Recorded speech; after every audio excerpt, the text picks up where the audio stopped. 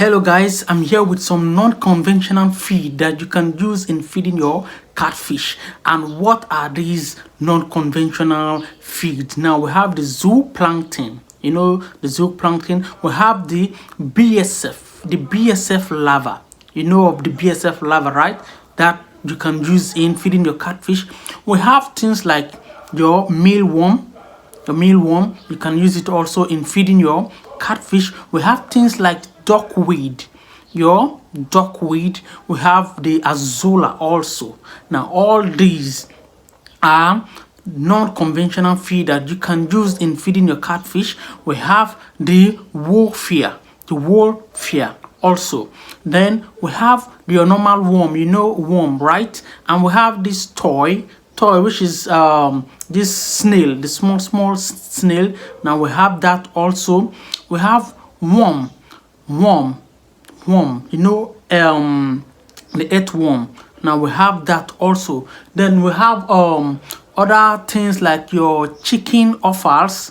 Now the chicken offals are those chicken intestines. Now you can cook them and give to your catfish to eat. Also, you can pieces them. Then also your tadpole is another conventional feed for your catfish, and your blood meal. Now, your blood meal is very rich, very rich. Now, there is something you can still do again. You can go to the market. You get those crayfish dust. You get those crayfish dust. Now add those crayfish dust to your blood and use it in forming your blood meal for your catfish. I tell you, you won't regret it. You won't regret it. Now all these are different conventional feed for your catfish. Now what do we mean by conventional feed? Now, just in a simple term, it is an alternative feed for your catfish. We have the normal conventional feed, the normal catfish feed that you know of, that you do buy. It is very expensive. Now, in order to be on the safer side, how can we try to reduce this cost of feeding our catfish? So you get this conventional feed, which is the alternative feed that you can use in feeding your catfish. Now there are sometimes, yes, you can get things like your bread. Go to the bakery, they have waste of bread that they don't need again. Those ones you can get it, you get. So apart from that one, I think in my side there is what we do call madiga. Yes, you might not know it, but when you come to my side, the southern part of Nigeria, there is what we call madiga. You can get that also. Go to the bakery and get the leftovers. You can get all these things, use it in order to reduce this expensive cost on raising your catfish. You get. Then there is something again that I will notify you. In when you are starting, like if your catfish is in the stage of the fingerling, now you can get them things like the BSF.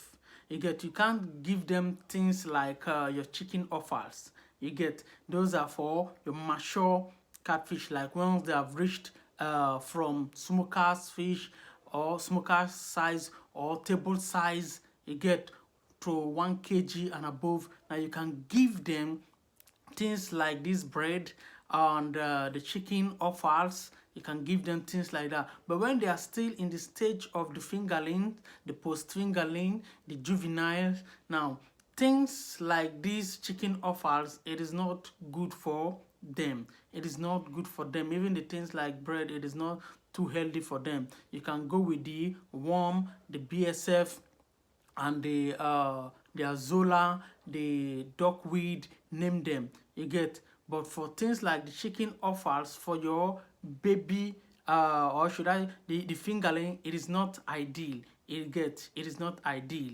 You get. And also you try to cut them into pieces and boil it for them and cut it into pieces so that they can easily gulp it or swallow it. You get. So that is it. So also, this alternative method of feeding your catfish, it is very, very essential for way the catfish farmers to survive in the business. There is money in it, yes, when they do it well. There is money in it. So that even though you are still going to buy feed, it will not be that much.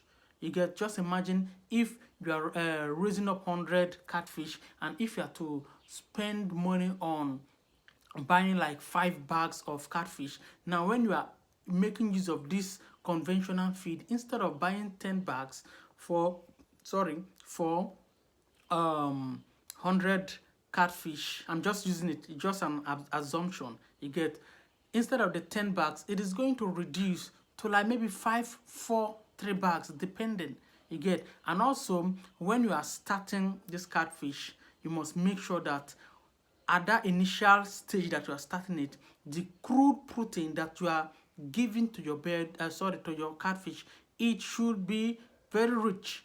It should be high. You get, because they need this crude protein to grow well. You get, that is why your BSF, it is very, very rich in crude protein. Also, your duckweed, it is very, very rich in crude protein, and the wolfia, the, what are they calling it, azola, they are also rich in crude protein. So these are the different conventional feed that you can use in raising up your catfish in order to reduce the cost on your catfish business. So I'll be ending here, and if you love this video, please help me like, comment, and share. And please don't forget to subscribe to our YouTube channel. Also, you can find us on the Facebook, TikTok, Instagram. It's still one name. It's just Simplified Farm. Until we see next time again. Bye.